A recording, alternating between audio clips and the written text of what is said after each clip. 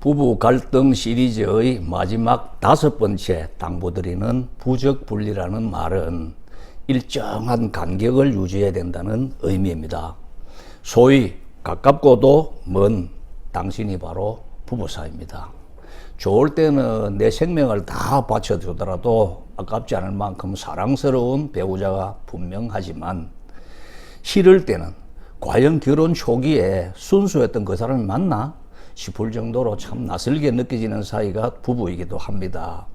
화초를 심어 놓기만 하고 이 가꾸주지 않으면 아름다운 꽃을 피우지 못하는 것처럼 부부간에도 사랑을 부단히 가꾸지 않으면 행복의 꽃을 피울 수 없는 것입니다.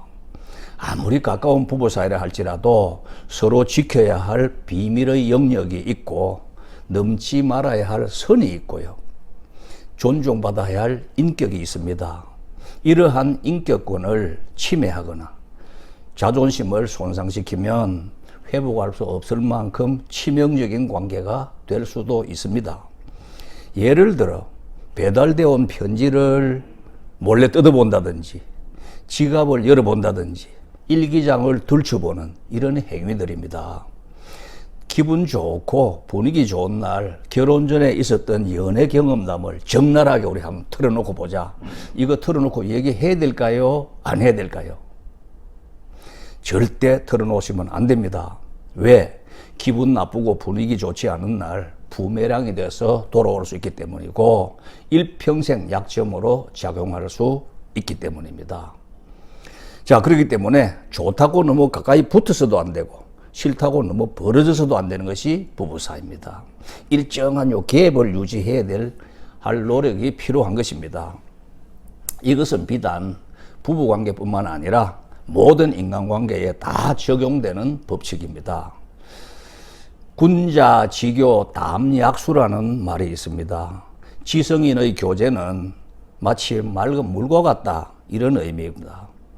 자주 접촉하지 못하더라도 영원히 변치 않는 관계를 말하는데 한 예를 들어보면 조선 중기 퇴계학파의 거두 이황 선생과 남명학파의 거성 조식 선생의 경우가 그렇습니다. 평생 이 두 분은 서로 만나지는 못했지만 학문을 통한 교제가 이어졌고 서신을 주고받으면서 중마고우와 진배 없는 교류가 계속되었던 것입니다. 부적 분리는 물리적으로도 불변의 법칙입니다.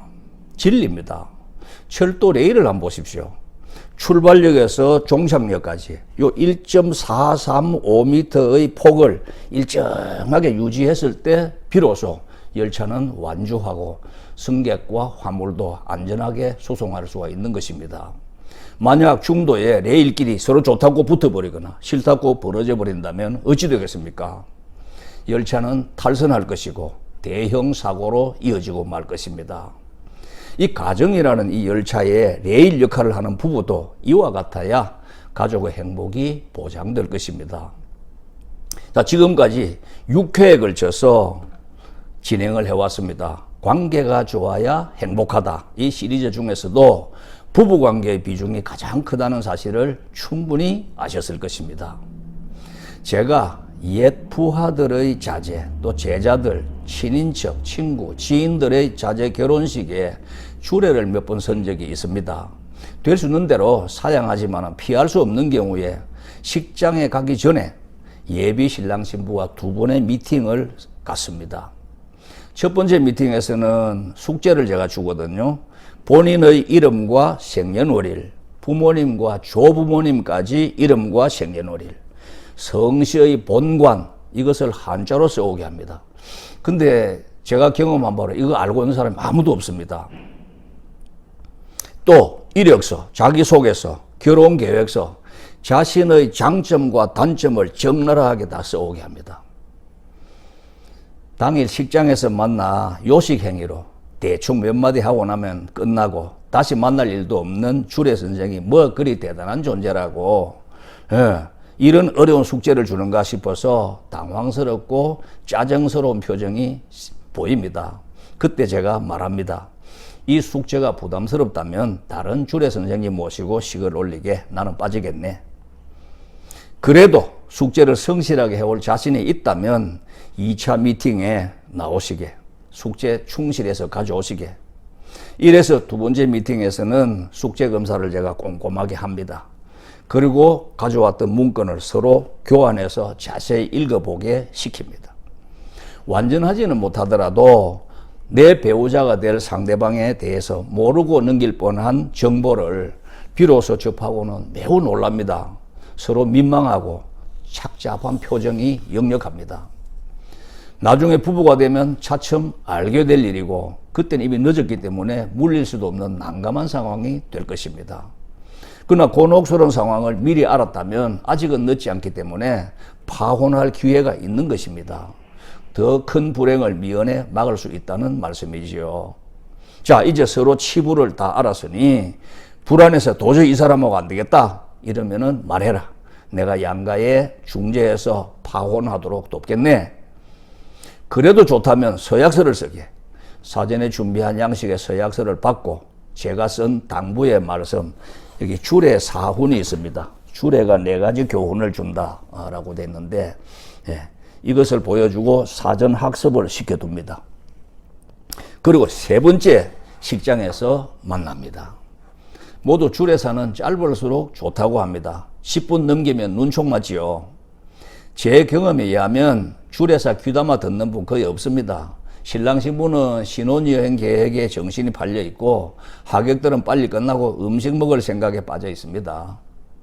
그런데 저는 신랑 신부를 등지게 하정 하객을 향해서 돌려세웁니다. 그 하객과 신랑 신부가 서로 마주보게 하죠. 저는 단상에서 내려가서 그 중간에 왔다 갔다 하면서 주례사를 시작합니다. 자, 신랑 신부의 손에다가 이걸 이렇게 들려놓고 이 한 구절씩 읽어봐라. 그리고 뜻이 뭔가를 말해봐라. 이렇게 제가 시킵니다. 그런데 줄줄줄 읽고 해석을 합니다. 하객들도 처음 보는 이 사자성어를 어려운 것을 신랑 신부가 줄줄줄 읽고 해석을 하면 모두 놀라워서 안 시켜도 자동적으로 박수를 칩니다. 제가 똑똑하다고 칭찬해 주거든요. 그래서 이 어려운 한자를 어째서 잘 읽을까요? 바로 두 번째 미팅에서 컨닝을 시켜놨지 않습니까? 교육을 받았잖아요. 그래서 이게 각자, 무치, 우리 공부했던 거죠? 부부유별, 부창부수, 부적분리. 요 내용을 차근차근히 차례대로 풀어서 가르쳐주면 하객들이 더 좋아합니다. 마치 자기 집에 와서 본 것처럼 이야기를 하잖아요. 가슴 속에 응어리져 있던 이 문제점 아주 하나하나 짚어가면서 이야기해 주니까 빨려들듯이 집중합니다. 이날까지 누구로부터 들어본 적이 없었던 이 부부 갈등이 오늘 우연히 참석한 이 결혼식에서 시원하게 해결되고 풀리는 순간입니다. 카타르시스가 이루어진 것이지요. 그래서 제가 가끔씩 하객을 향해 질문을 하면 마치 초등학생이 대답하듯이 이구동성 큰 소리로 대답을 합니다. 30분, 40분 긴 주례사에도 지루할 틈이 없잖아요.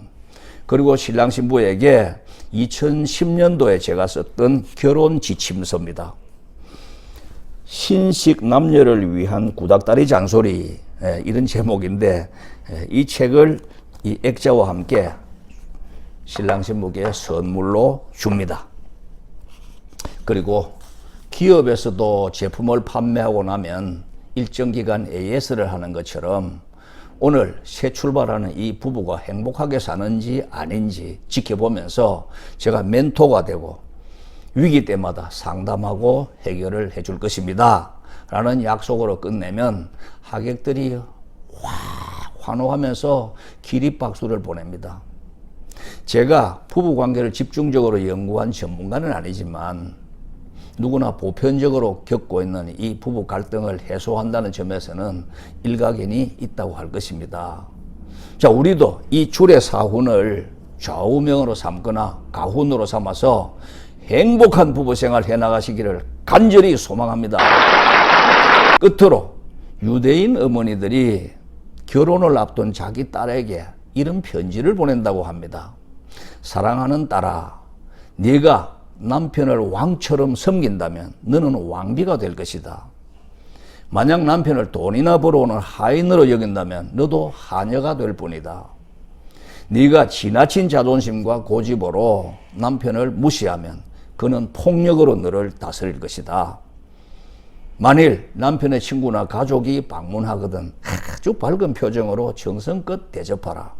그러면 남편이 너를 소중한 보석으로 여길 것이다. 항상 가정의 마음을 두고 남편을 공경해라. 그러면 그가 네 머리에 영광의 면류관을 씌워줄 것이다. 이런 내용입니다. 자, 가정의 기둥은 부부지요. 기둥 다음으로 대화와 이해라는 두 개의 창문이 있어야 세상을 바라볼 수가 있습니다. 또 보호라고 하는 울타리가 있어야 하고 봉사라는 대문이 있어서 드나들면서 잘 사용을 해야 합니다. 행복은 멀리 있는 것도 아니고 행복하기 위해서 많은 수고가 필요한 것도 아닙니다. 행복한 부부는 서로 격려하지만 불행한 부부는 서로 공격하고 무시합니다. 이기심과 무관심이 가정의 행복을 앗아갑니다. 자, 나이가 들수록 일과 수입은 줄어들지만 노는 것과 이 소비는 늘어날 것입니다. 자식들 다 출가시킨 후에 부부가 함께 세월을 보내야 하는데 서로 배려하지 않고서는 결단코 행복한 인생이 될 수 없습니다. 사람은 나이가 아무리 들어도 꿈이 있습니다. 이것이 인생의 목표이기도 합니다. 자, 지금까지 6회에 걸친 부부 갈등 시리즈를 모두 마칩니다. 고맙습니다.